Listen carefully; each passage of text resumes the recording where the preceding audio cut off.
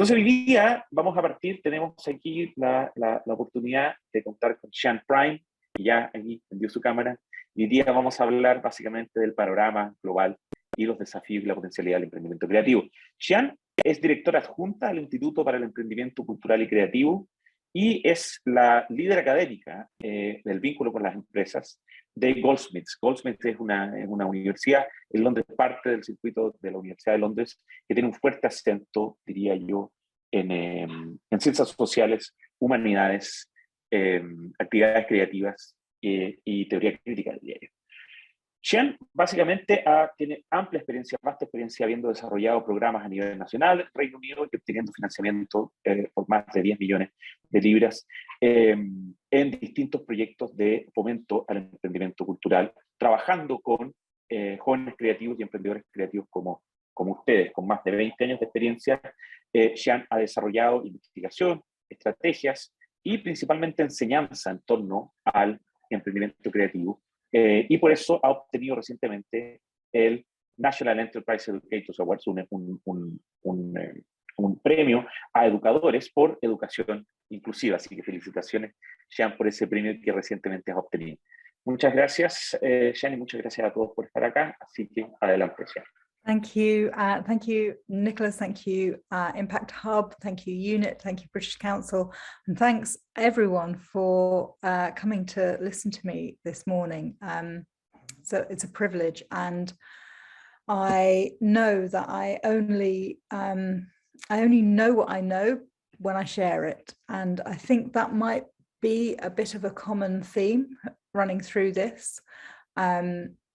So I've tried to put together some tips, some tools, some insights, and some stories that have kept me going, and I think kept other people going in this adventure around creative entrepreneurship.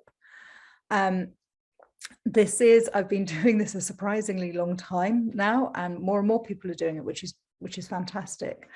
And by it, I mean working with highly creative people and highly socially conscious people to help them take their ambition and be honest about the scale of the ambition, and then take that and turn it into a sustainable way of living and a sustainable future for our planet and our communities too.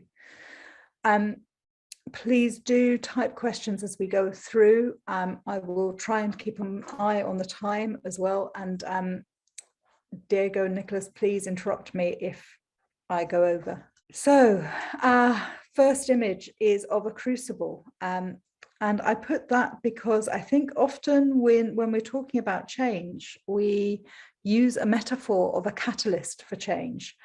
So dropping a chemical compound into another compound to see the explosion, to see the fiery flames, to provoke change.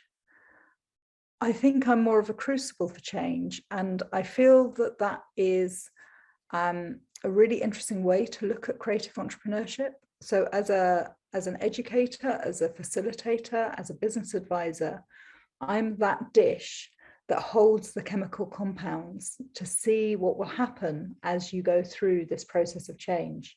And in doing so, I change as well as you. And that becomes really important because I think I'm only, if I am good at what I do, it is only because, as I said, I talk and learn from and with you.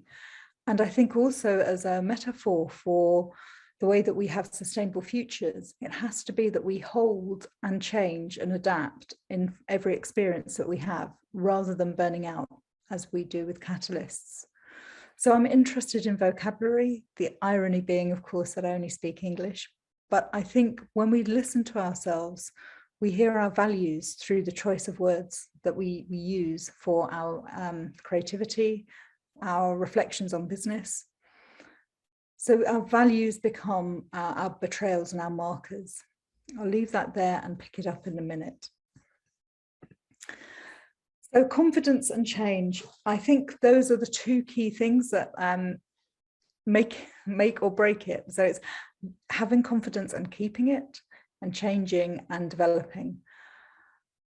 every single creative and cultural entrepreneur and social entrepreneur that I've ever worked with has high confidence about their ability to make and do their work creatively. But at the same time, they're also battling with issues around lack of confidence. So it's an odd tension. There's often the feeling that we talk often about imposter syndrome, or that today will be the day that I get found out that I can't do something. And I think that's because as a cultural or creative entrepreneur, you're expected perhaps to be part of so many things and to have to know so many things. So I want to speak to that throughout this and to say that you don't have to be specialist in everything. You have to be excellent in what you do and build teams. When I started working in this field of creative entrepreneurship, and I've written this very deliberately with a silly sense of humor, we used to talk about the E word and the L word as if they were rude, as if they were somehow shocking. And that still is the case, I think. The E word for enterprise and entrepreneurship remains perhaps a little bit at odds with our understanding of culture and creativity and the arts. Some of that is from some amazing cultural theorists who really talk negatively about the idea that you could live from your art practice, that recreating it, reproducing it somehow negates the core artistic value. I don't believe that, and I believe there are a lot of theorists out there as well who also disagree. So owning the E word is quite an interesting space to be in. The L word is the other word and I'm working with some of the people who are here today on a leadership program. And the word leader becomes a little bit uncomfortable too, I think. And that's often because we see leadership, we see a lot of leadership models when we're growing up, when we're adults, that we don't want to replicate. So I see leadership as being the responsibility for our practice and for our communities. And perhaps we'll unpack that as well in the conversation later. But the E word and the L word, how do we stop them being somewhat dirty words in our sector? If they are where you are.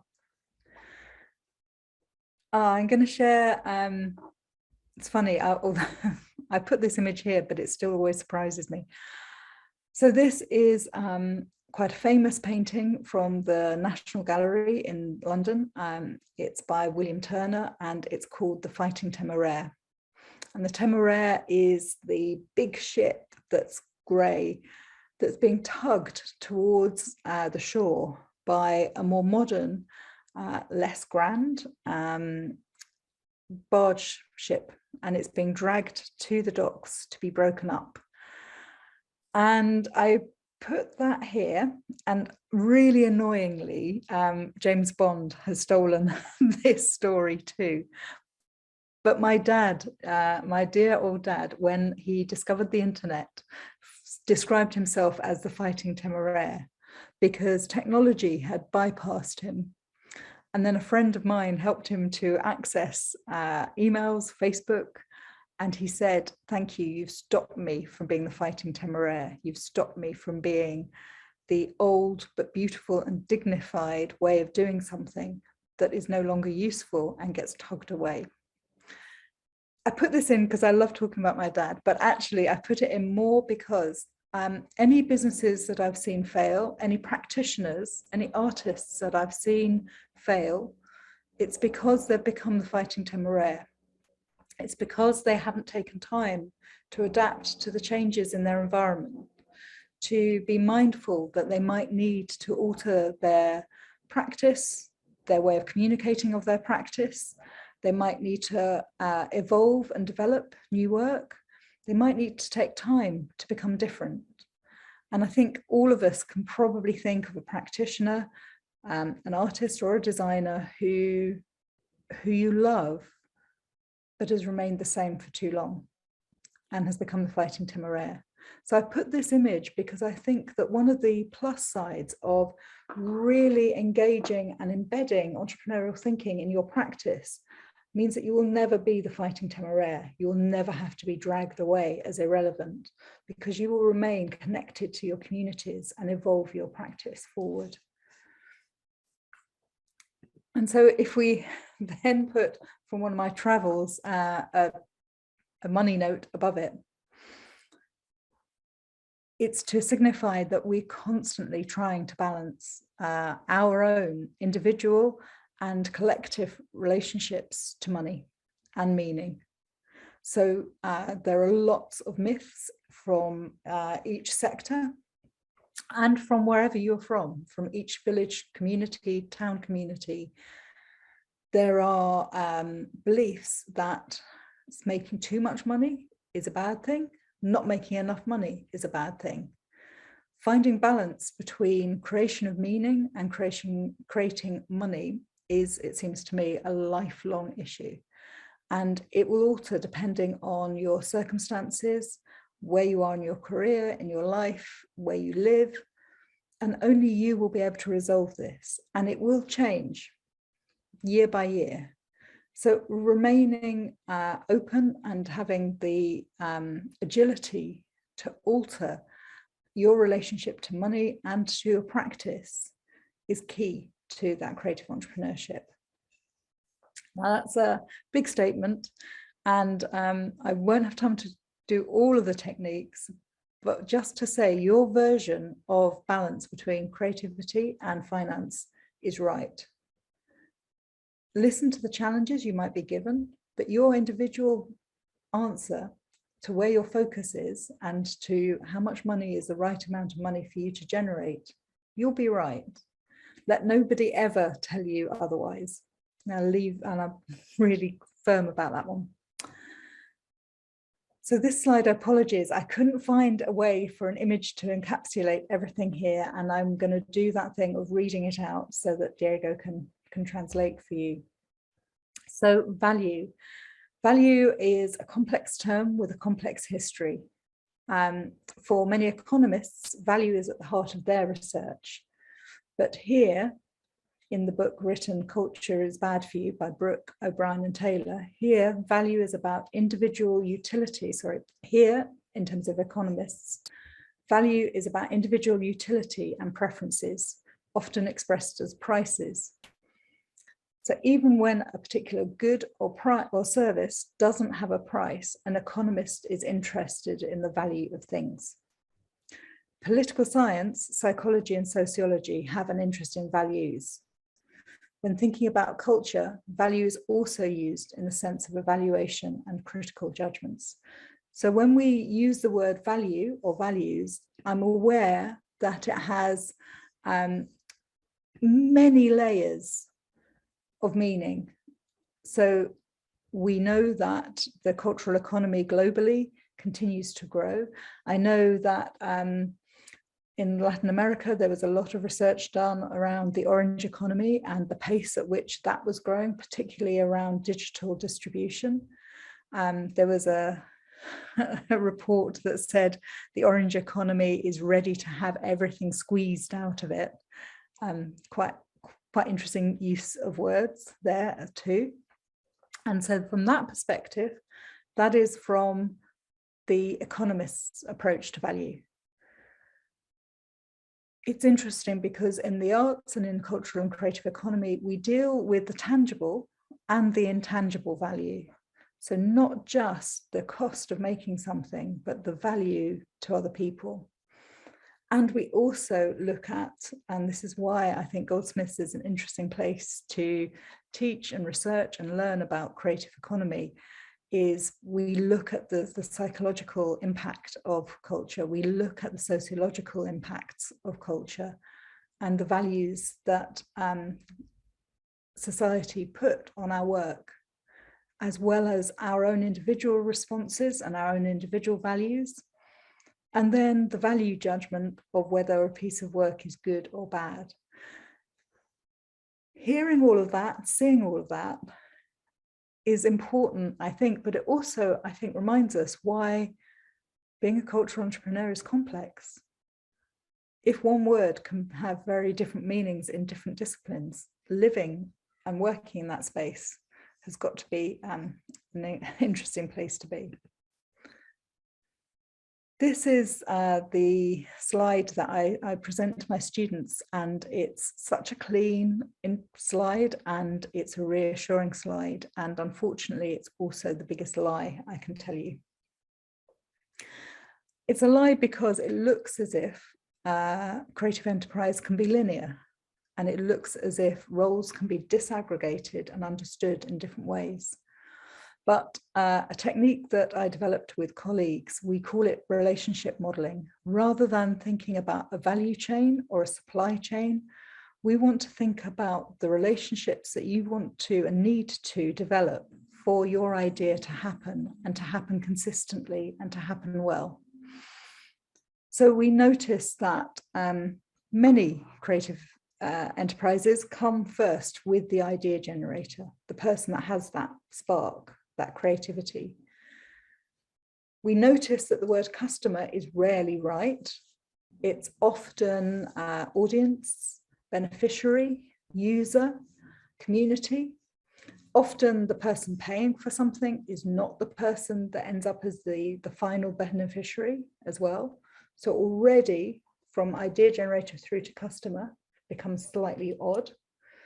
Sometimes the customer will pay for an idea in a consultancy or service design practice without their needing to be realizing of the idea or distributing of the idea. Sometimes, and increasingly in film, fashion and music, the distributor, and games, the distributor will be the first customer and commission the idea generator. And it might be that the idea generator, the games writer, the writer of the film never meets or has any control over the realizers. So these relationships become important because every choice you make alters your relationship with the idea, your financial reward, and your relationship with the final audience or beneficiary. And increasingly, these are being dominated, particularly in terms of audiovisual work, by 4 or 5 main players, by Google, by Amazon, by Netflix, by Sony BMG. So the absolute understanding of your rights and what you're controlling, while also understanding that we're being told by governments quite often that barriers to entry to the creative industries are low, and that it's possible to take more control over creating and distributing our work. The truth isn't quite the same, because isn't quite true, because of these large scale players in distribution. So the choices that you make about how many of these parts of a value chain, a relationship model, you hold on to, alter your relationship with financial reward, financial value, but they also alter the thing that you do and your value, your reward, your personal values. I hope that made sense. So it's a simple slide that suddenly looks, when you look at it much more, it becomes really messy. So my colleague Adrian and I tried to look at some of the key elements that influence your purpose as a cultural entrepreneur. And it could come from the creative impetus. It could come from the communities that you're with and the potential of them, or the potential communities you want to be with. It can come sometimes from a pain, a problem, an irritation, or it can come from what you feel you're best at. So understanding that and seeing also if you can find more than one becomes important too, in terms of stopping that issue of burnout. So not just one catalyst, but more to hold that crucible. This is a photograph of me when I was, well, not me, people I was working with, photo I took when I was working in East Africa with incredible cultural entrepreneurs who were working in sustainable fashion design, and they were at a hub where the street art says, "Your idea is valid. Comes back to confidence. I think I need to print that out and have that in front of me most days, and perhaps you do too. Your idea is not only valid, but your idea needs to be protected, needs to be understood, and needs to be put in the right context for it to thrive. So we need to help you, you need to help yourself to navigate that future, to draw out the map for your idea moving forward, and to understand what opportunities there are and what opportunities you could create. I use drawing a lot in my teaching, and we also need to understand and allow for uncertainty. One of the areas that I had as feedback when I was researching into the complexity of funding and investing in creative industries is that the funders were saying that cultural and creative people, artists, weren't articulating the risks and the uncertainties. So they were saying they would fund more if they knew what the uncertainties were. And I think that comes back to confidence. Sometimes we feel like we need to pretend we know everything. Apologies, I share my room with a dog and I didn't put my mic on to edit out his coughing. Apologies for that, that's awful. So allowing for uncertainty and drawing things out to be able to see what that uncertain terrain is. So this is an example of a map that some of our students made. We asked them to draw the theatre industry and how it worked, and they came up with that. And then they populated it with each island having a separate function. So there's a function around the performers, there's a function of being a director, marketing, operations, licensing, legal, networks, audiences, production, funding, education, accounting has its own small island, and admin. So seeing the theatre industry very much in that place as very siloed, very separate functions with different skills may or may not be true. They then populated those islands with who lives on those islands. I will share these slides, and apologies for them being in English. But on there, you will see the breakdown of all the different types of performers, different types of direction roles, different types of marketing roles, and so on. So having understood the terrain that people are working in, we can then start looking at possibility, but we can also look at impossibility. So we looked at the relationships and how messy it is. And then we looked at, of all these relationships, who are the islands that make money?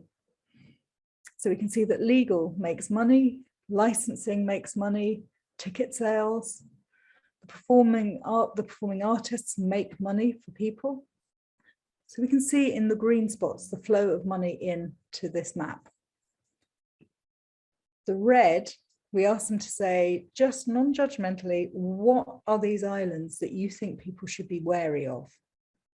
And interestingly, they picked out performers and artists, production, producers, funders, got double red spots, licensing, legals, all got red marks.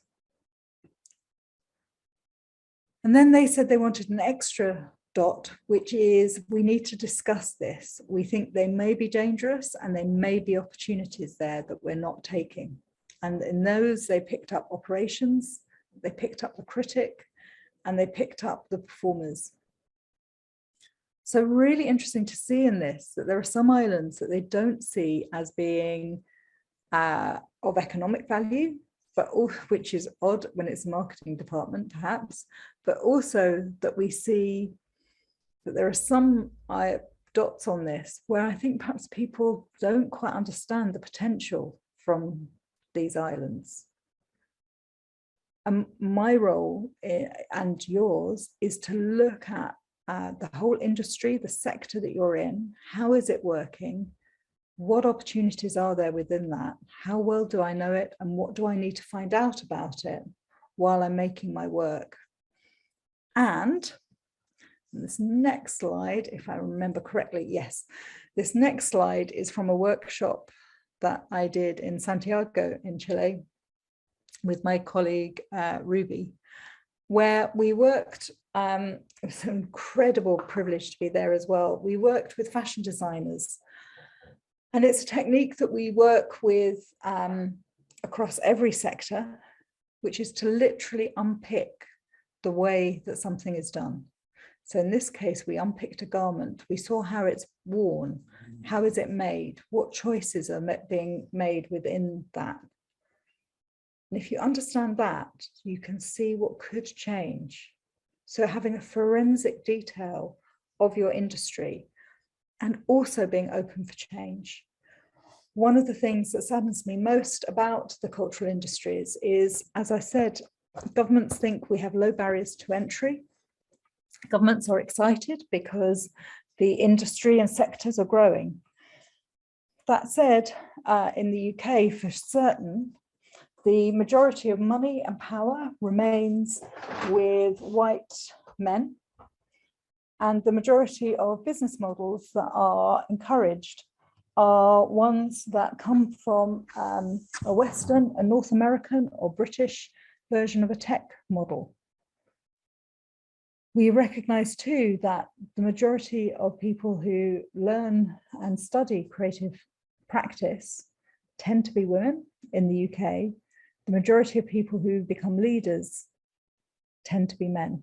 So there's imbalance for sure. We look at the scale of economic reward and we see that that remains in distribution and with very settled old companies as well as very new but old funded companies. So although the creative economy is growing, although the creative economy appears to have low barriers of entry, it's not an equal space. And we need to disrupt it, we need to change it, and we also need to stop the patterns of abuse that can happen within it. So we draw, we unpack, because images have impact. And you can really understand things differently. So I really encourage you to draw your business. Draw a metaphor for your business. Draw that value chain out. You can see the complex information in there really quickly, and it will also move you in a way that words won't. So a business model, and I know you're going to do a lot of this over, if you're on the whole workshop track, you will do a lot around this. The business model is just, as our friends Osterwald and Pigneur say, the rationale of how an organization creates, delivers, and captures value.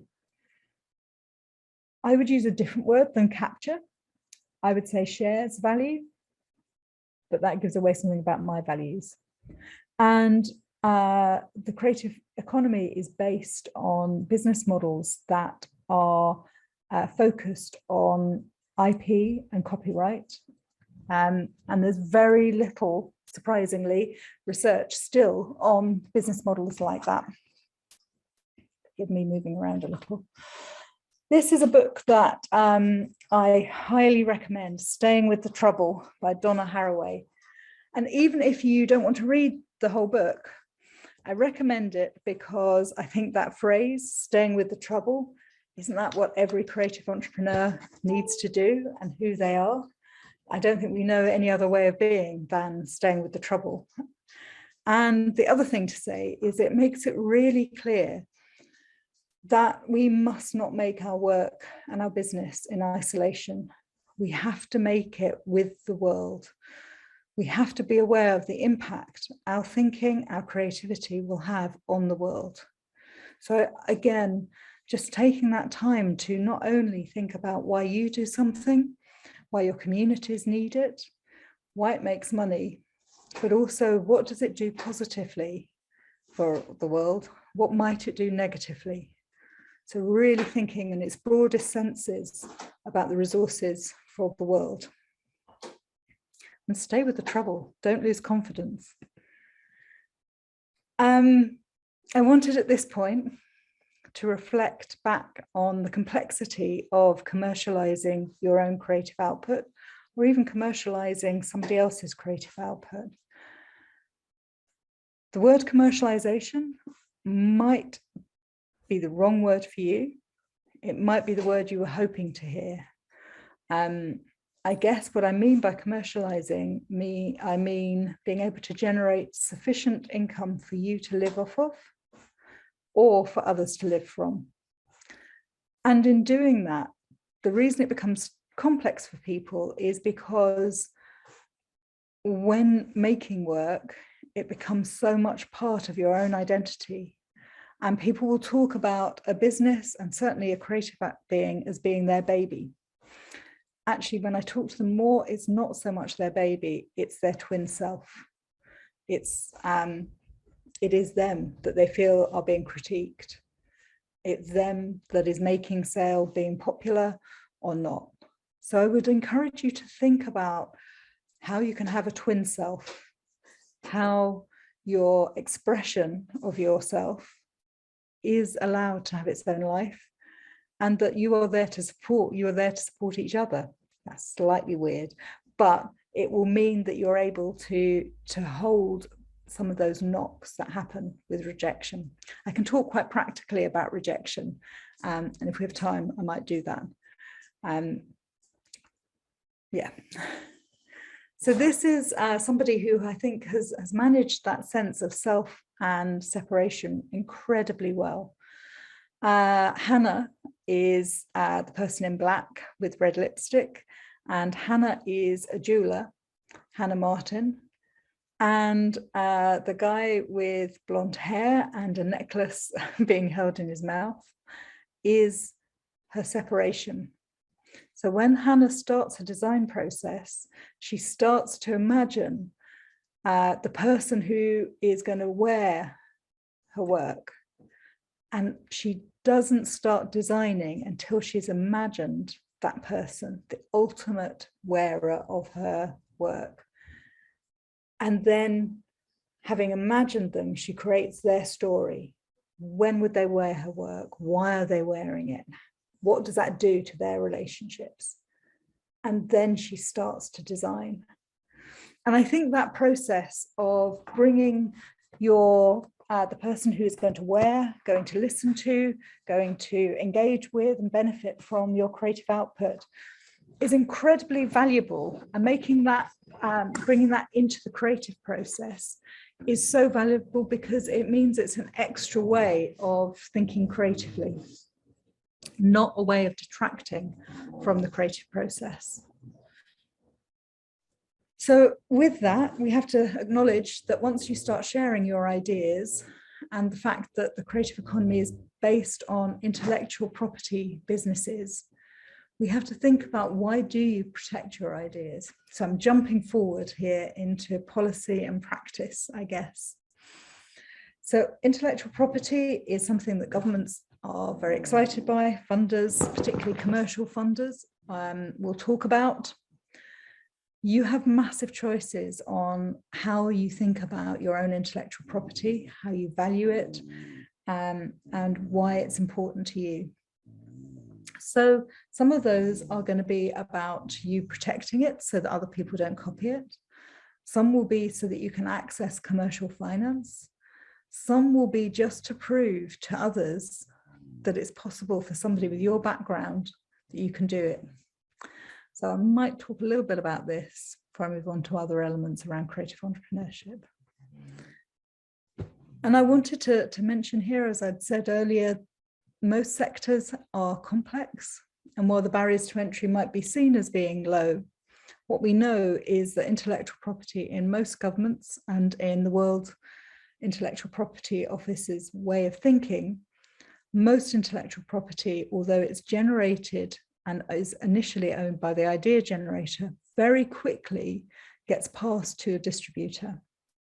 The other issue within it is it's very rare for there to be intellectual property legislation or rulings that support Indigenous skills and traditions.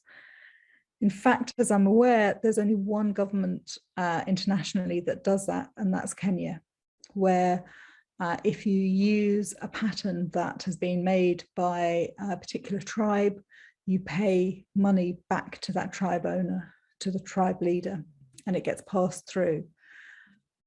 In other areas, because a lot of those traditional knowledges are collectively owned, because sometimes the idea only becomes expressed through its making, and nobody knows who made those first things, there's no response and payment or respect given to that. So more broadly, globally, what we find is that women and Black, Asian and other minority ethnicities, minority in the UK, people are underrepresented in protected intellectual property. And we find that true of most countries, even countries that are majority of people Black. So in the Stanford Law Review, there's a fantastic quote which says that intellectual property is a legal vehicle for facilitating or thwarting recognition, apologies for my typo, for thwarting recognition of diverse contributors to social discourse. So IP often doesn't have a way of taking forward all of the people who are key to the creation of ideas.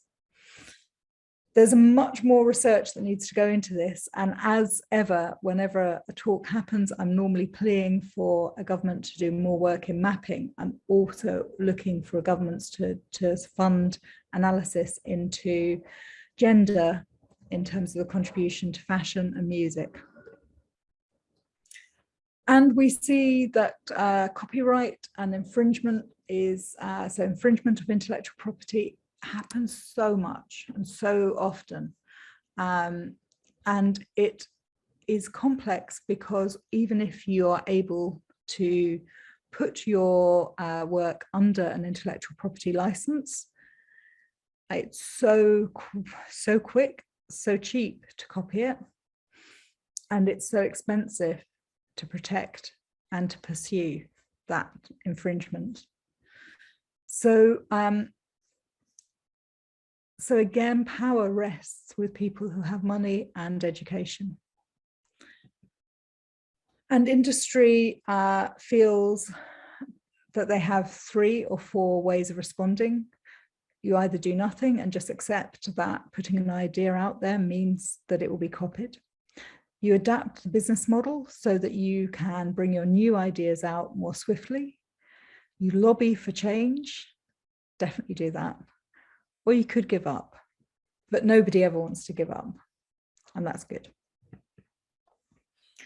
And the creative industries are dominated by digital media. I said that earlier, but also not just by distributors, but by collecting societies. So really, again, when you're mapping your industry area, make sure you're aware of all the collecting agencies that could be there to support you with your digital and intellectual property rights. Think if there are more positive ways that you could collaborate with tech platforms, with some of these larger scale organizations. If you are starting out, it may be appropriate to collaborate with them before you then build your own identity and then take your own work forward. And as we are changing our relationship with technology, we're finding that that shift from traditional markets, literal street markets, pop-up stalls, bricks and mortar high streets, there's a big shift to online retail. And certainly in the West, with the pandemic, online shopping has been huge. So initially, intermediaries were losing power in terms of the creative industries, but now they're regaining it.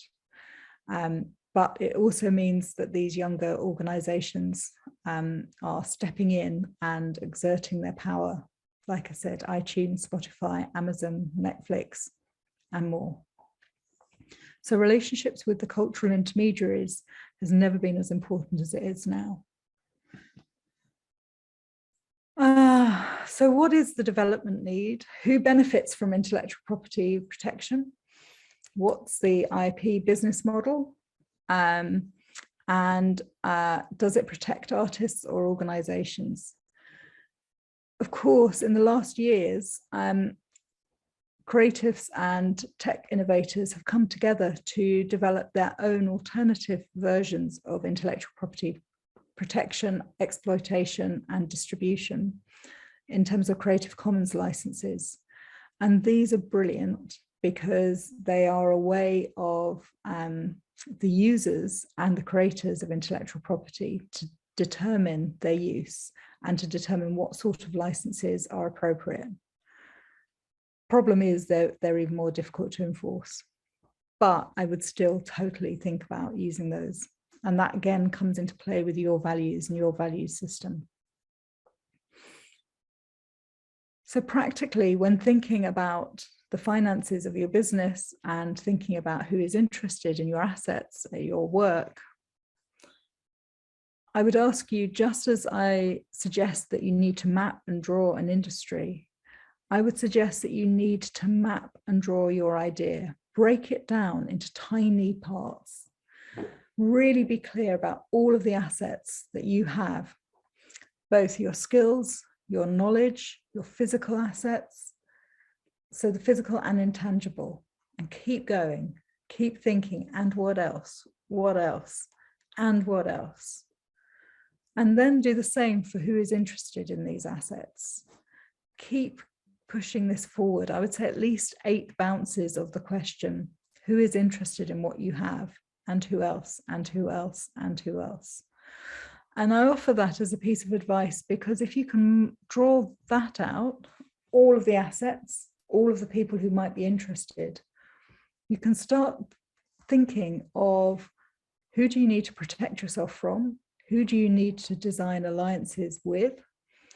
Where might there be alternative income streams that you haven't considered initially? How can you construct a more robust business model with different revenue streams and different people interested in your work at different stages of its development, so that you end up with a more resilient, sustainable approach? And I put here to remind me a piece of Japanese ceramics that has been mended with gold. So when I talk about resilience and when I talk about stability and I talk about balance, I think it's important to also think about anti-fragility, to think about what we learn and how we change, like a crucible, from the things that impact us. So seeing mistakes as things that actually adorn our process and become a positive, not just allowing mistakes or failures to bounce off of us, but allowing ourselves to make that part of our pattern of learning and to change our practice. And this image for me is about you looking out, constantly surveying the landscape, constantly looking for opportunities, constantly seeing how your industry, how the politics, how the economy is changing, being so clear that you can't give up on any of this, always looking for change and for opportunity and for development of your own practice. This image is from Kew Gardens in the UK, and it's of a beautiful art piece called The Hive. It's a massive public sculpture, and it's both a beehive, a music concert, an environmental art piece, and a visitor attraction. And I put it there for lots of reasons, as you can imagine, to remind us that we need to be world-withing, to remind us that our work might have multi-purposes, multiple audiences, to remind us that sometimes work becomes greater the more you share it, and also to remind us that businesses are more sustainable if they're networked. So the more you talk with and develop your social and cultural capital, the better.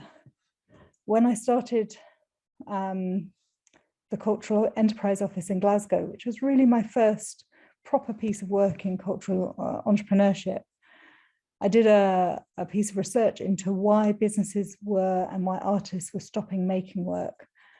And the reason given was not so much, apologies for my dog, was not so much because they had lack of money, lack of markets. It was because they felt isolated. And so I really commend the opportunity to make peer networks that programs like this are making. Connections and people that I've worked with 20 or 30 years ago, I'm still in touch with. The networks in those groups are still in contact with each other, supporting each other. So that networked image is massively important. And here I am in Uganda, surrounded by fashion designers from 5 different countries. And I put that image in because it's before I dyed my hair red. I'm standing out very much there as the white woman and the white short woman. But I put it in because it shows a massive diversity of network. So I'm part of that WhatsApp group. We message probably once a fortnight still, 4 years on. And what these amazing cultural entrepreneurs and fashion designers have done is they've lobbied governments to reduce import duties across East Africa. They're winning that.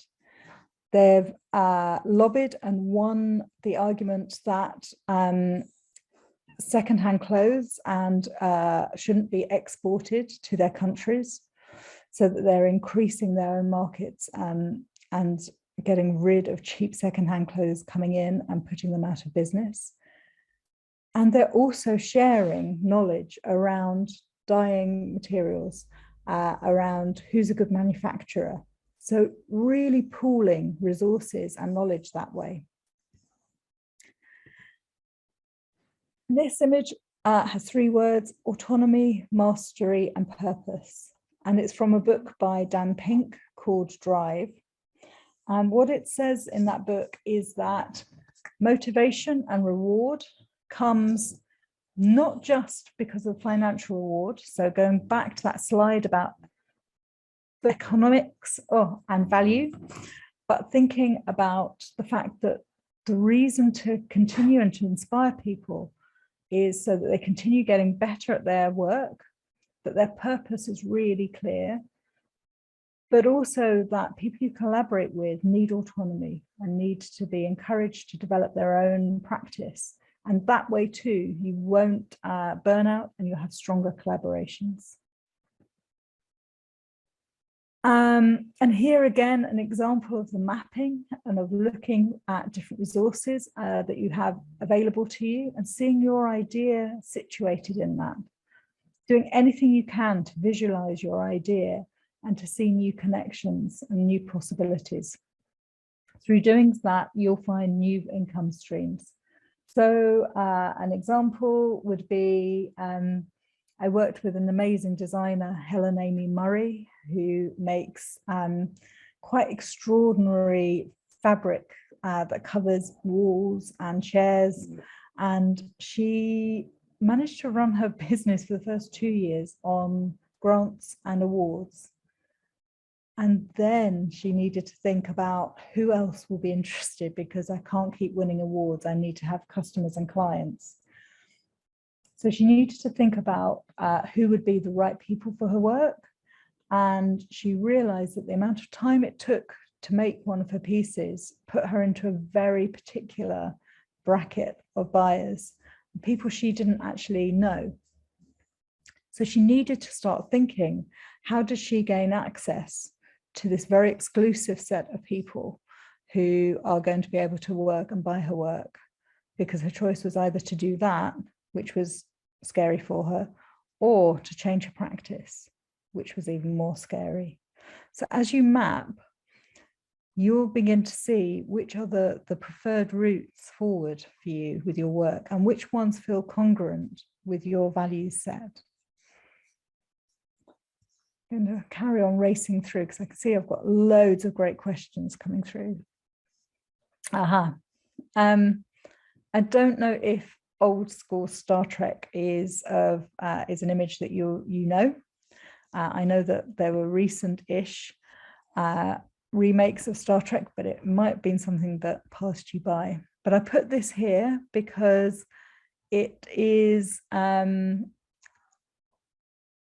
writer, John Keogh, said that Star Trek shows the best ever team. So in it, if you know Star Trek, and if you don't, I will now tell you, you have the amazing woman, Lieutenant Uhuru, whose job on the ship, the spaceship, was to have an attention to detail, to dial into the correct channels always.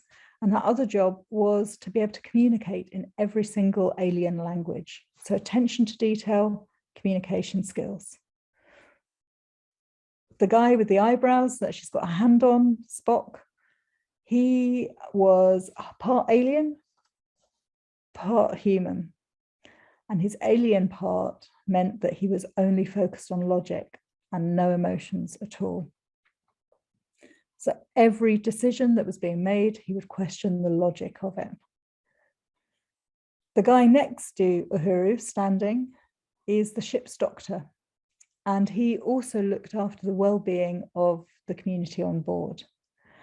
So physical well-being, emotional well-being, but he also, while Uhuru knew alien languages, he was the interpreter of the unsaid. He was the person with empathy.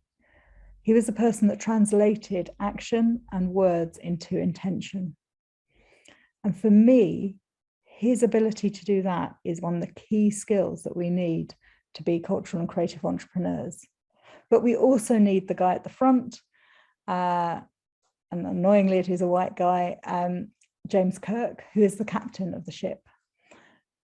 His tagline, it was always to boldly go where no one has gone before. And it seems to me that creative and cultural entrepreneurs are great at boldly going where no one has gone before.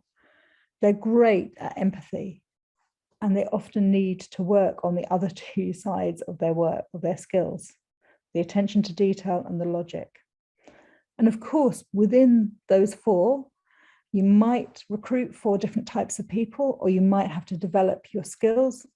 I'm risk averse, so I'm great at being the empath at the back, terrible at taking risks. When I worked for myself, I needed to make myself deliberately take some risks. Thinking about this model, it actually mirrors Jungian types. So thinking about with you, what do you need to develop in yourself, or who do you need to bring in? So it might not just be a practice-based skill set. It might be an emotional skill set that you need to bring in as well. And within this, difference is healthy, going back to that notion of diversity. Difference and even fallouts, arguments can be useful, as long as in the end that shared vision is brought together. So yeah, I think I must be nearly there. In short, I think, and I can give you much more practical answers, but I think we need to be anti-fragile, not resilient. We need to celebrate the knocks, the changes, the differences, and not just let things bounce off of us. We need to network and develop strong networks, and that could be complex. And we need to do that so that we're not alone. And also, I've mistyped that, but also we need to be really clear that people can't borrow our creativity and they can't borrow our original thinking. You need to map to be able to plan. You need to keep developing, not just make one-hit work and then stay with it. Being a one-hit wonder is a sure way for you to not succeed. You need to be aware of, in that early slide, of your own values. What form do you want your creative practice to take? What difference do you want it to make on the world? And you need to be aware of value. And with that, things begin to develop better. Got a few stories to end up with. I think I've got time to do that before we go into questions. This is an image from one of the people that I worked with very early days, a live art and multimedia designer, Georg Tremmel, had an idea of putting human DNA into a tree so that a tree would grow with the person you loved within it. Perfectly possible to do. And he saw this as a way of having a living memorial for people that we either want to celebrate the love for or mourn them. So a new way of thinking about their life. Really interesting. When he first met me, he only wanted to grow 2 trees, one for for a curator, Versace, and one for himself and his partner. But what would it be like? How different is his idea if he grows many trees? As it turns out, lots of governments didn't want him to do that in their territory. We hadn't mapped the industry sector well enough.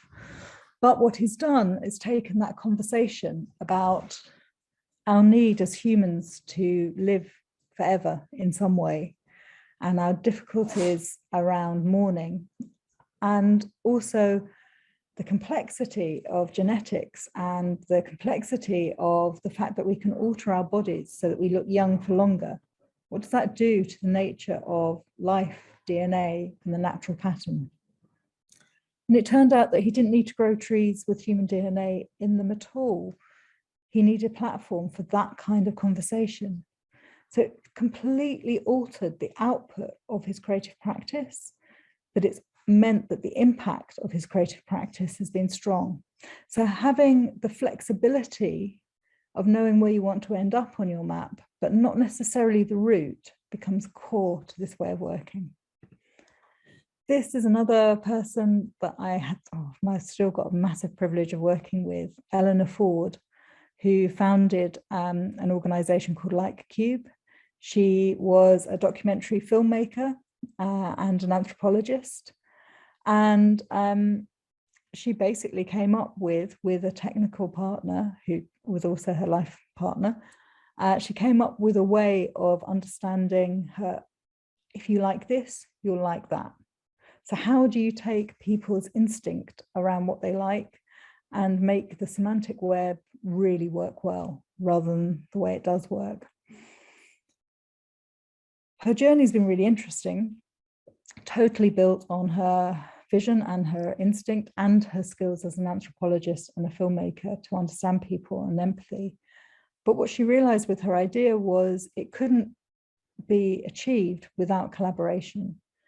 So her idea has actually been acquired by Time Out.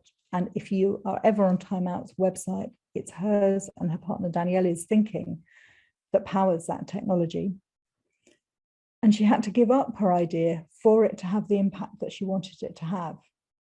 And that's a complex decision to be made, I think. And that separation of self from the idea becomes key to it. This is a jeweler who made this, actually, wearing her necklace, a jeweler in Scotland. The studios are called Brazen Studios, and the jeweler is a woman called Sarah. And with this piece of work, I wanted to put it here because she recognized that in Glasgow, they create some of the best silver designers in the UK, but there was nowhere in Glasgow that sold contemporary jewellery. So she really simply just wanted to create a shop where hers and her peers' work was displayed and celebrated, and an audience and customer base was made. Behind the curtains is a set of workshops, so people could also see the maker, so you could see the realizers while she solved the distribution problem.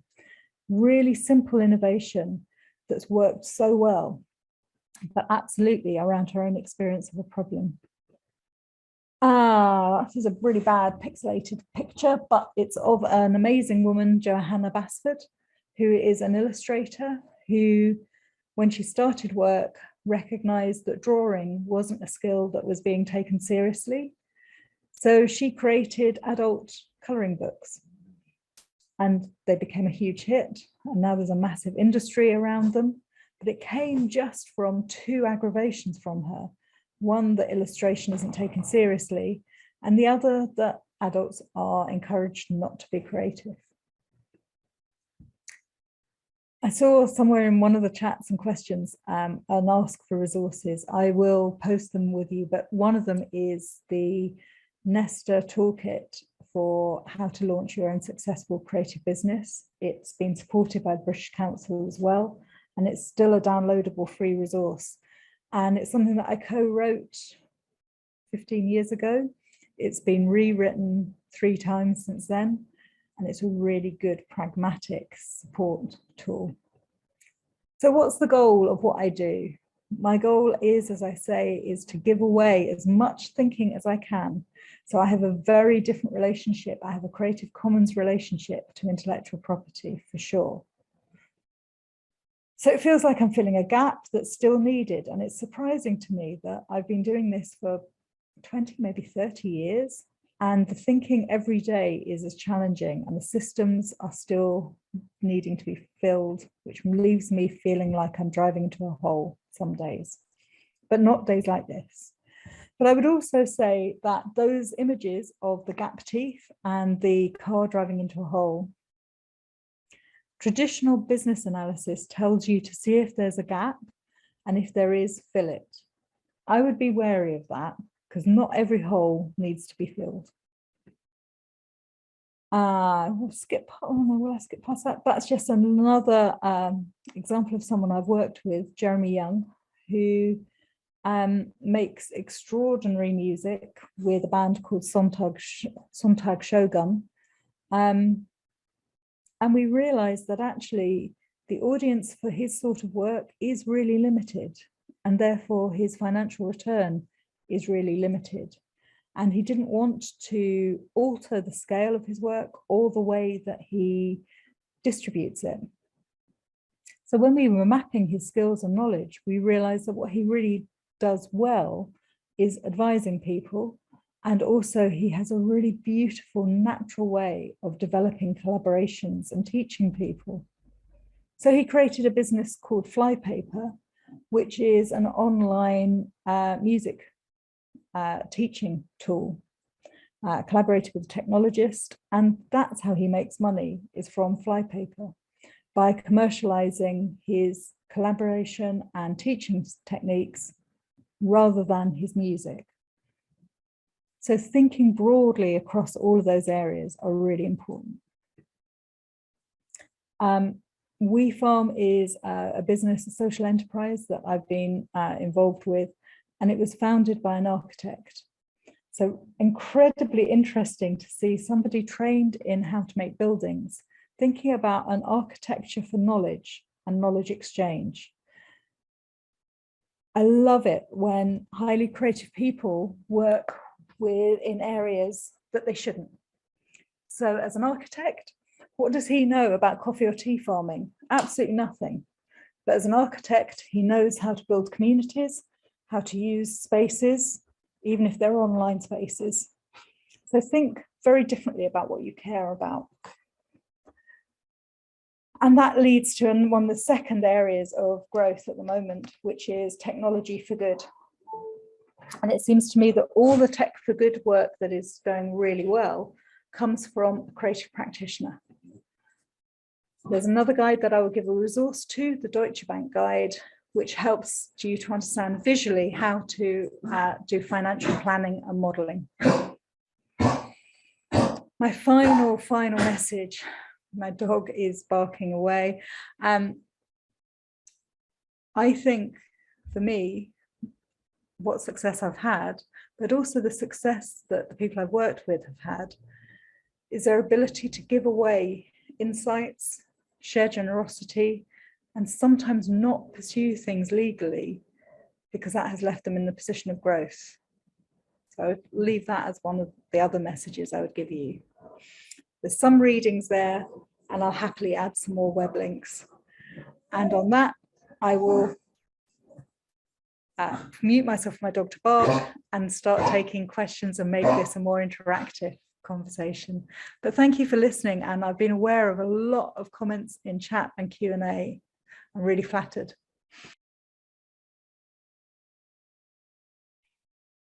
Thank you very much, Shan, for a great and inspiring presentation. And now I'm going to switch to Spanish, just to, and Diego can translate. Creo que mirando aquí, él estaba diciendo muchas gracias, Shan, por una clase tan inspiradora, tremenda clase, diría yo como chileno, tremenda. Y mirando acá el chat y el Q&A, un poco contarte qué inspirador. Cuando grande, quiero ser como tú. Necesitamos cosas como estas en México. Y quizás la primera pregunta partiría, hay muchas preguntas, voy a ir tratando aquí a toda la audiencia de ir pasando por cada una de ellas, pero creo que es importante ir armando como un argumento y una conversación. Lo primero partiría por lo que dijiste al final, ¿no? Esta idea de giving away to grow, como dejar, o en español es como dejar o también dar a otro para crecer, o compartir también podría ser interpretado. La primera pregunta que quería es ¿cuál sería tu consejo para partir? Porque muchos de los emprendimientos están en un estado de ideas o de propósito. ¿Qué consejo darías para iniciar, para partir? So I think, yes, so starting, the idea of giving away might become worrying and might be too early. But I would say that on the very startup phase, giving away your fears will help you grow. Sitting together with a group of peers and expressing your worries about what that future might look like and what you don't know is a great way to start giving away something to grow. As you begin to have access to more resources, sharing those becomes more practical, obviously. I think when you're absolutely starting out, I would encourage you to look at practitioners and practices that really resonate with you, not the ones you think should resonate with you. So you'll be told, no doubt, by family, teachers, parents, lecturers, people like me, well-meaning business advisors. Successful George was a live artist and he did this really successful thing with trees, but he didn't do it with trees. That's only helpful if it's helpful.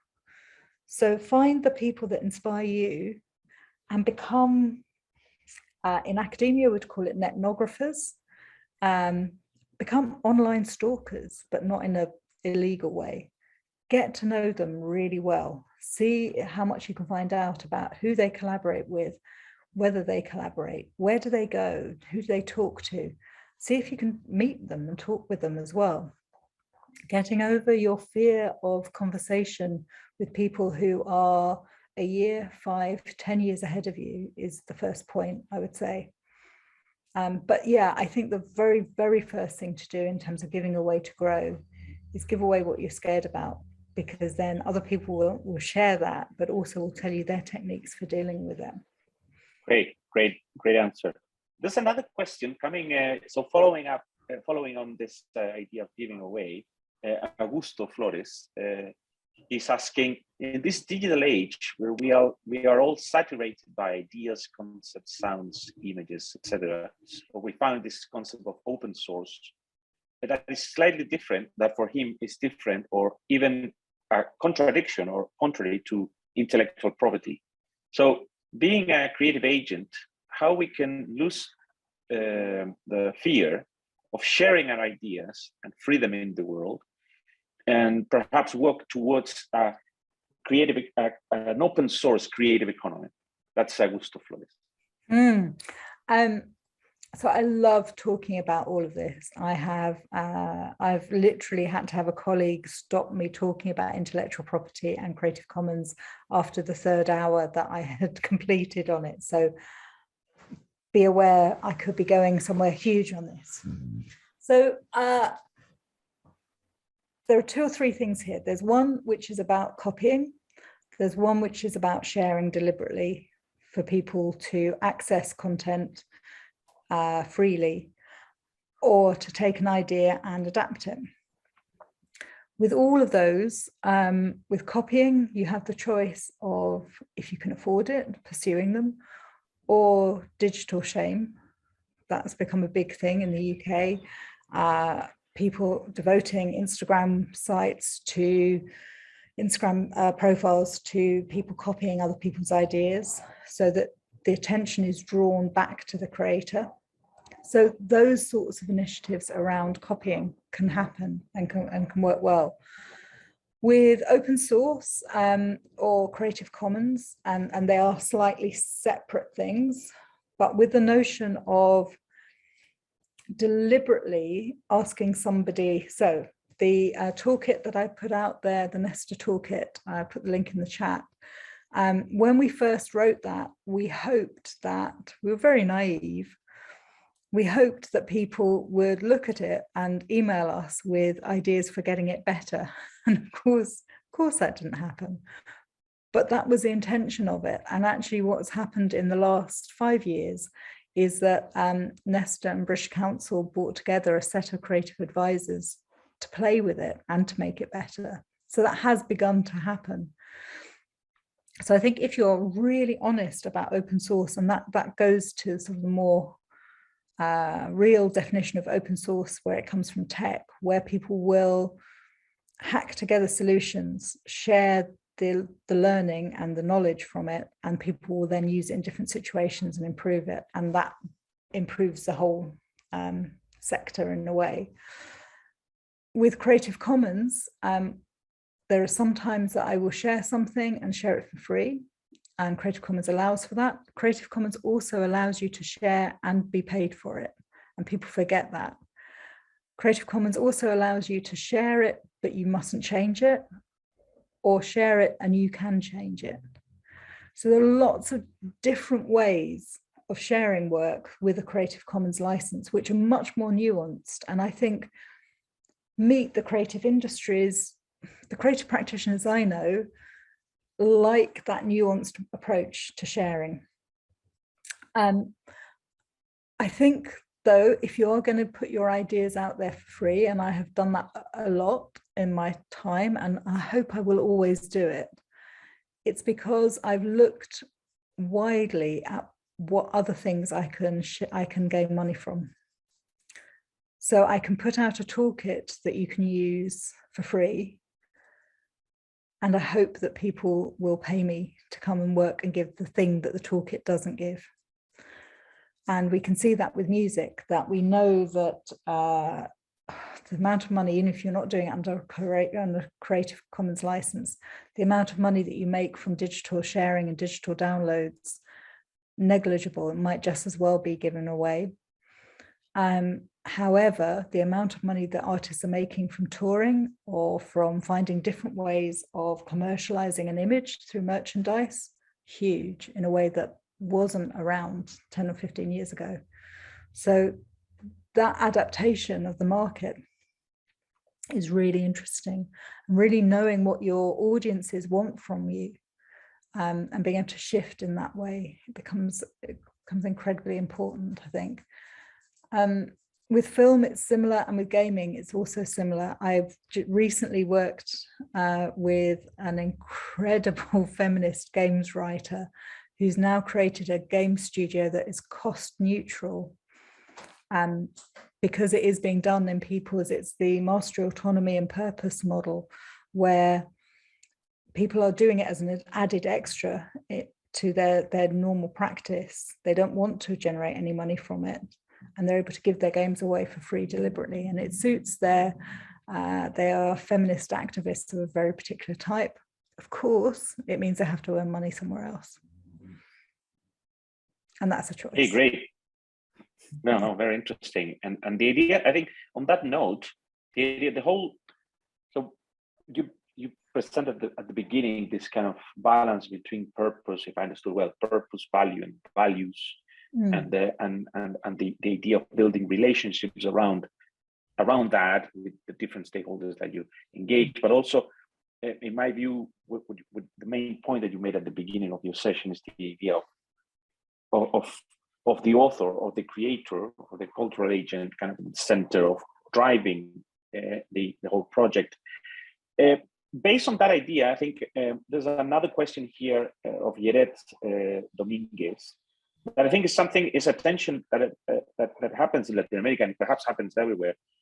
She says, since entrepreneurship and leadership are such dirty words within the artistic community, so this idea of like creators are very fond of their own creation, the idea generation. So this whole new concepts, that appear of how to deal with relationships and the economy, entrepreneurship and leadership, such a dirty words. Do you use any synonyms to present differently to artists so they can have their heads around them, and perhaps don't how you can frame this not to become a barrier perhaps on building those relationships and open up? And I think that's something that is happening in many of the projects in no, that's a great reminder of what I failed to do, and a lot within that question. So the reason that they are dirty words comes in different cultures and different histories for it. In the UK, one of the reasons that they are dirty words is the separation of low art and high art, whatever that means. And I know what it means. And as an academic, I definitely know what it means. But what does it really mean? I find it such a pejorative and insulting term that high art is, put it into music, high art is opera, low art pop music. Ridiculous. But with that comes the idea that pop music is more easily distributed, it's more easily replicated, so it becomes low art. And if you are a pop artist, then you're okay with commercial, but you're not good. Whereas if you're opera, you probably don't want to commercialize your practice and you're good. There are so many societal issues and values issues for me, but that wasn't the question. Do I change the words? So I used to, oh my gosh, I used to. And whenever I start a longer term session with people, I ask them to edit out whenever I say business or enterprise, just hear thing. And when I hear it say culture or creative, you put in your right word. And I've got that lazy actually about it, because I also spent a long time working with practitioners and really intelligent professors at Goldsmiths to try and find a different word. And a design professor, John Wood, who is an amazing design professor, he suggested that I use the word entrepreneur rather than entrepreneur, with the idea that, and I don't know how this will translate, but with the idea that you donate rather than gain money. And I like that, but I have to explain it even more than I have to apologize for entrepreneur. So I think I have, and I've talked about this once before, one of the dangers of what I do is I work with people and their ideas and their passions and their values and their vulnerabilities and their fragilities. And if I get it right in the first meeting, then we sail and we go somewhere beautiful. If I get it wrong, then I am that fighting temeraire being dragged in to be smashed up, or I get ignored until I rot. So I'm often way more careful with my vocabulary than perhaps today has shown. And I'm mindful that even so, I will sometimes get it wrong and lose people, and that's painful. But I haven't effectively yet come up with a better word for it.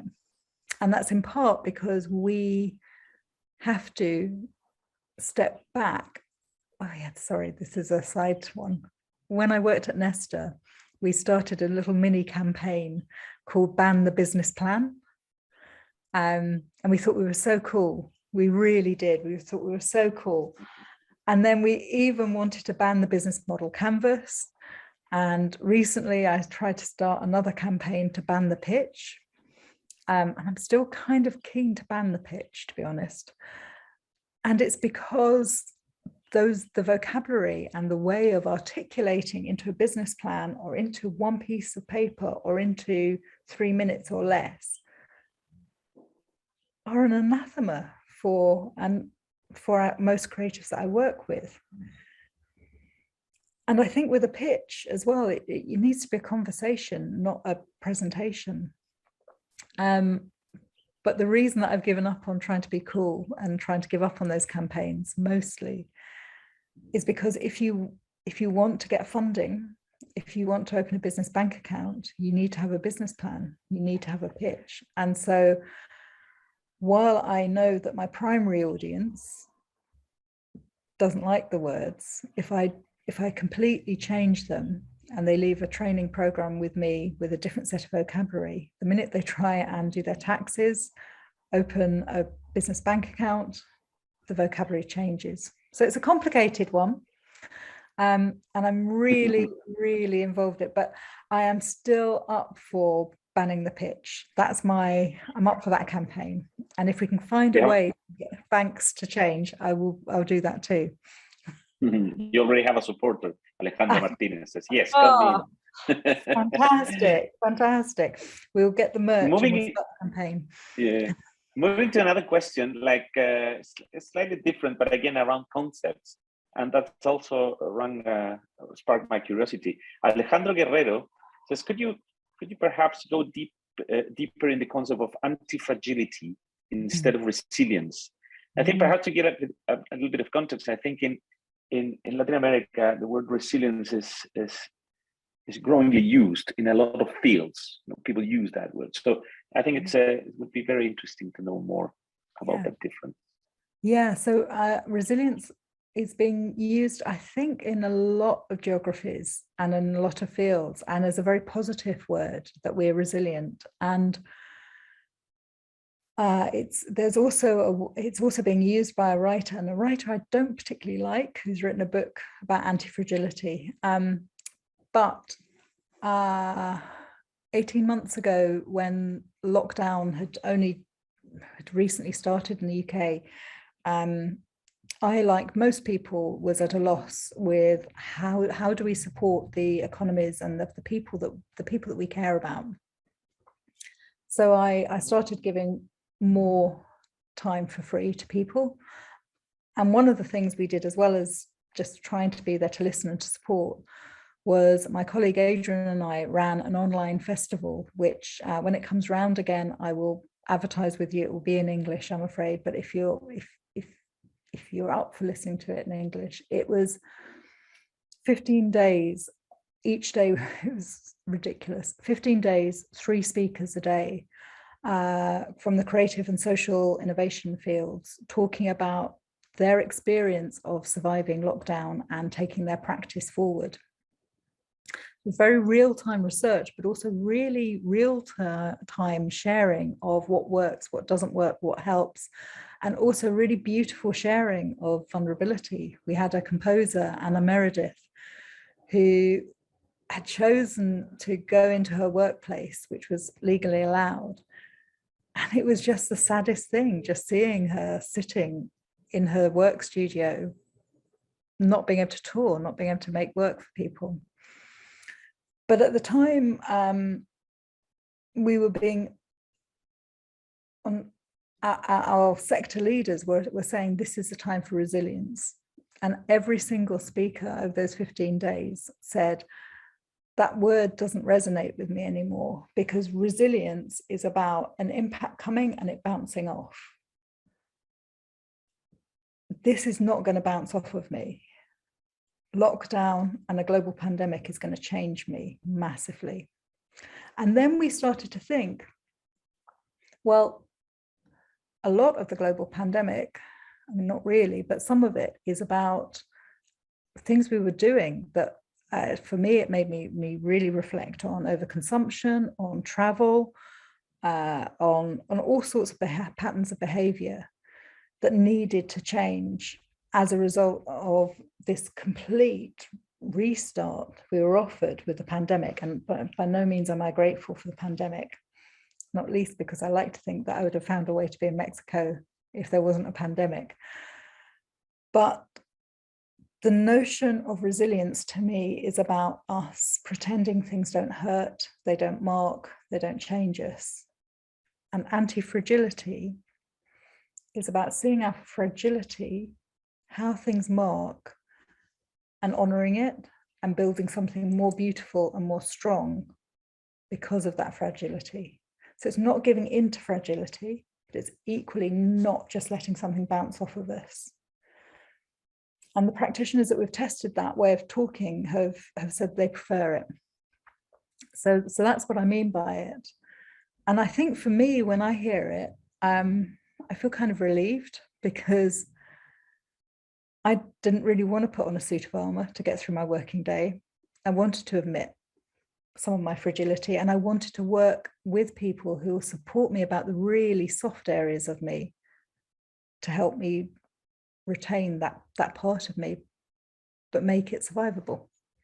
So that's where it came from. Great, now very clear. There's another set of questions here that it's about, I would say, building networks and sharing. You know, for example, Regine asked about connecting and avoid being isolated. David asked advice connected to other fellow designers. And Alejandra, I think that's clear. Do you have any advice to start building alliances or networks when you're starting? Could you say a little bit more about how you start sharing and also connecting with others? And also perhaps here, Mariana, it's just like in looking for this help or building these alliances, how we protect and our project without, or how we don't compromise selling our project in that network. So it's a set of questions about building big questions about networks. Yeah, the fragility of networks, the difficulties of them, absolutely. So again, if we think about the societal barriers to success, they're often because we don't know the right people to support us. And thinking of that story about Helen Murray, she didn't know people who could afford her design. If I think about my startup time, when I started my own business, I knew a lot of people that wanted, perhaps this is why I gave it away for free. Well, I know a lot of people who can't afford me, and I'm really prepared to give some of my time for free, but not all of it, bluntly. So I needed to find people who would pay for my time and advice as well as that. But I also needed people who disagreed with me, because I would only get better when I'm told I haven't been good enough. I get better when I talk, I understand my own practice, but also I understand my own practice better with a challenge. So I think you need to find you need to find people around you in different ways. You need to find those 3 or 4 people who you know will give you honest feedback. And also there's a lot I could have talked about in ways of owning and managing feedback. There's a great way of owning feedback developed by a dance artist called Liz Lerman. So staying with people who will help you to reflect on your own practice and improve it. If you've been in college, you get the critical feedback on your work. Once you leave college, that part stops. So finding people that will give you feedback and review your work critically but supportively is the first part of your network. The second layer to your network should be the people who will help push your thinking about who would be interested in your work. So who would buy it, who would fund it, who would display it, who would interact with it. That's that next part of your network. So finding those people, I think, and it's not just because their logos are here and because they're collaborators, but the hub networks globally are hugely important for this, because you know that the people within them are going to share some of your values, and you know that the people running them are solely there to support you to become brilliant and to be successful. So finding people through those sorts of networks, massively important. And I would say for me, it's always been when I've been mapping and drawing out who else is interesting and who do I like the way they work and the way they speak, then I'll just get in touch with them. And my friend Vibar, who is a really beautiful writer, to say he suddenly got successful is the equivalent of how did you suddenly become an overnight success after 30 years of working? But he suddenly became more successful. And I asked him why that was. And he said it's because he stopped being scared of asking people. So he applied for many more bits of funding. He applied for many more bits of work. He asked a lot wider than just me for help and advice and support. And of course, because he was asking more people said no. But of course, more people said yes. And on a ratio, it was huge. And I thought that insight was so obvious, but so important, that the more people we ask, yes, we might get more rejections, but actually we also get more acceptances. And an incredibly wise man, Michael Young, who founded in the UK, he founded the Open University, which is an incredibly important organization. He said once that when somebody says no to you, it's the start of a conversation and it's the start of a relationship in business. So if I had approached Nicholas and said, well, if we had a conversation, said, no, if we'd done it the other way, if he'd approached me and said, would you give a talk? And I said, no. Him, rather than just saying, oh no, I'm going to have to find the next person, he might have said, so do you know somebody else? Is it the time that doesn't work? Is it the day that doesn't work? What about this means that you're saying no? So being curious helps you develop your network. If somebody says no to you, we're tempted just to be hurt and walk away. Whereas Michael Young encourages us to be curious about why somebody said no. So it's a very broad answer. But I think that's what's helped me make a network, is seeing the institutional infrastructures, so places like the Impact Hub, seeing people I admire and being brave enough to reach out to them. And if somebody says no to me, thinking, okay, I'm going to ask them a follow-up question, because also they've just said no to me, so they owe me. And if they don't respond, then walk away. But I think being curious about why somebody says no to you helps with that. Making sure people don't steal your ideas. Right, this is really hard. People will steal your ideas. People will copy, people will be inspired. People won't mean to. People might intentionally ask to collaborate with you. That's different. You can put in place all of the paperwork. And the most traditional and cheapest way to do that is a non-disclosure agreement, an NDA. If you talk about your idea in a program like this or within the Impact Hub, you are automatically covered by NDAs. All of us are probably here because we've agreed that we won't benefit commercially from people sharing their ideas.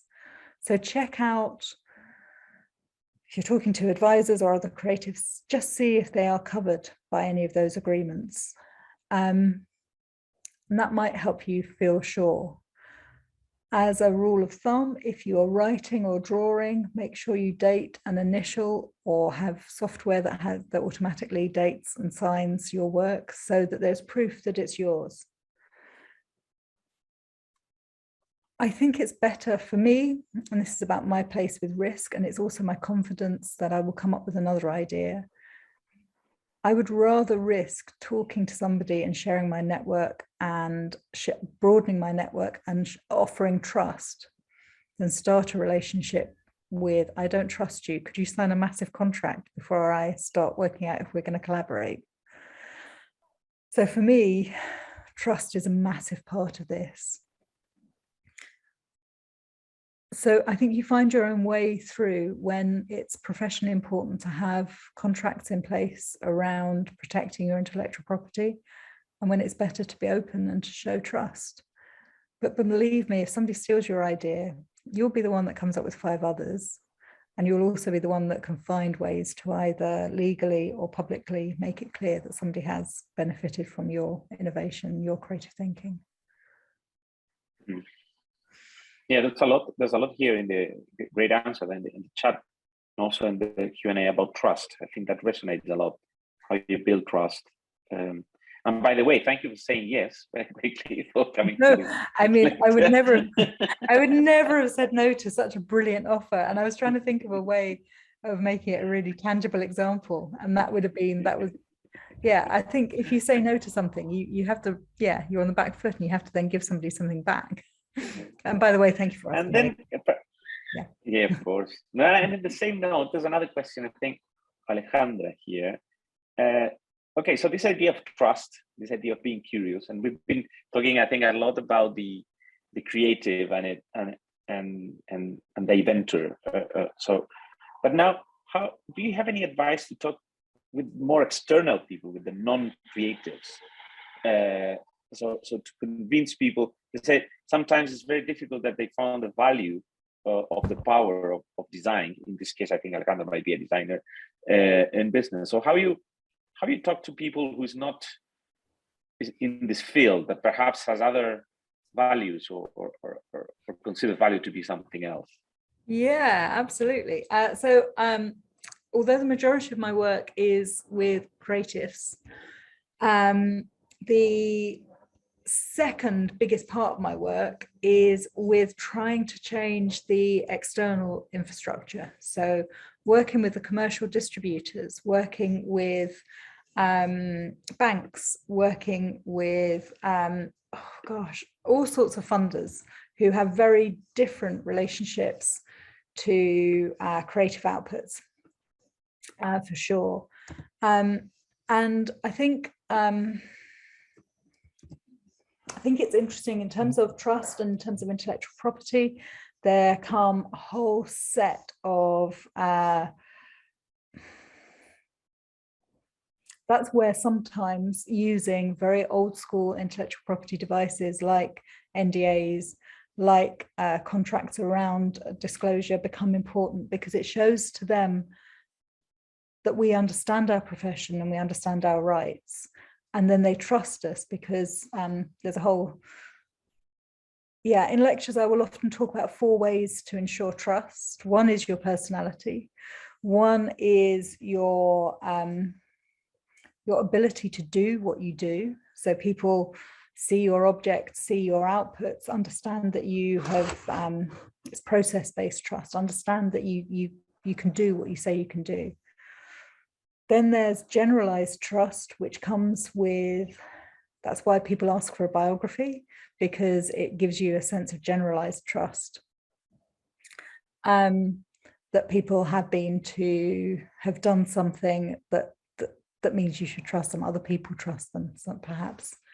And then there's systems-based trust, and that systems-based trust is on your understanding of knowing insurance, legal issues around your sector, and then trust will follow that.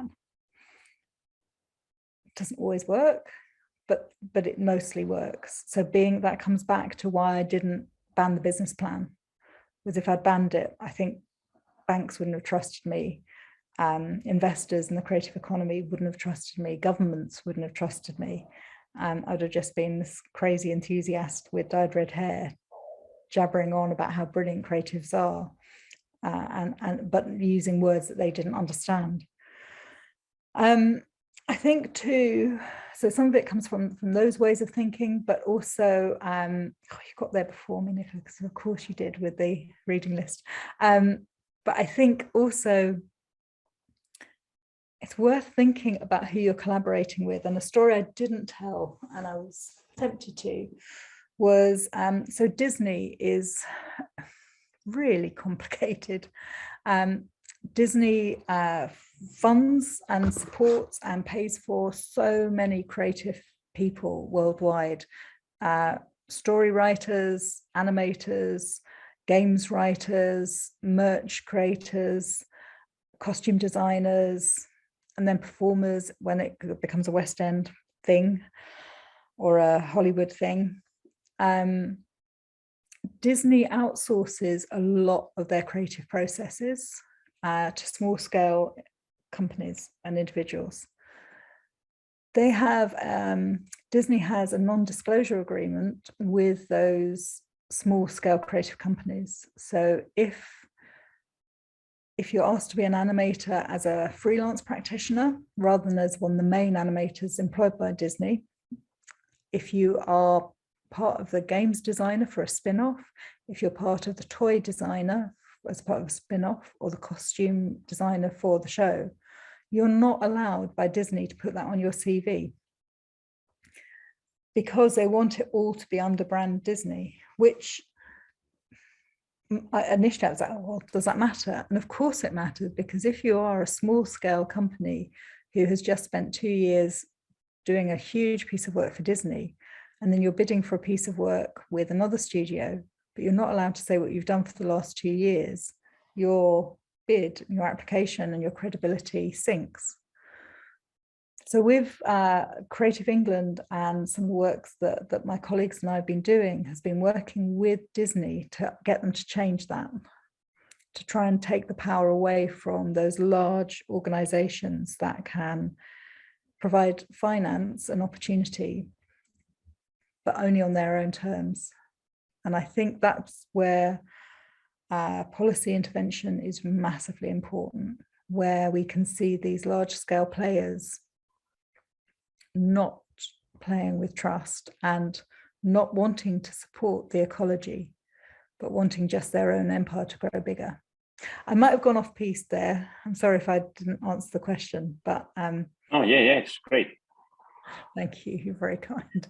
Like this, what we've been in this whole conversation, I think we've been, in my view, I mean, I've learned a lot today from you. Thinking of this landscape is very broad, and the concept perhaps of creative entrepreneurship is perhaps too narrow to describe kind of the challenges of making things happen, basically. So from an idea to making it happen, and then creating impact and building all of those relationships, and how you persevere and how you change as well as a creator and as an entrepreneur in that journey. I think, in my view, you made a very good point or an overview of what are the challenges and potentials, as the lecture suggests, of creative entrepreneurship.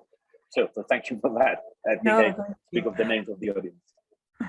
Thank you. I think it's interesting that going back to that question of, do I sometimes use other words to engage the audience better? My colleague Adrian just always tells people that I would call creative and cultural entrepreneurs, he tells them that they're simply map makers and navigators, and that their job is constantly to be mapping the terrain and understanding the opportunity that gives them. And I think that is a really helpful image, I think, for what we are, because what you are, because your creative output can go in so many directions. You can end up advising tea and coffee farmers how to have a trusted network to make sure that they have thriving farms, or you can be an architect who draws houses, or you can be an architect who encourages people to play in the space between houses. And I think it only comes from mapping your skill set, mapping your values, and then mapping those opportunities and thinking, who do you want to collaborate with? Who can you trust, as well as how do you get people to trust you? We have to, it's all about status. We have to know, and it comes back to that confidence thing. We have to be confident that people need us, and people do need us. People need you, so much so. Great. Well, I think on that note, thank you very much, Shan, for your amazing talk. Really nice to have you, and see you soon. Bye-bye.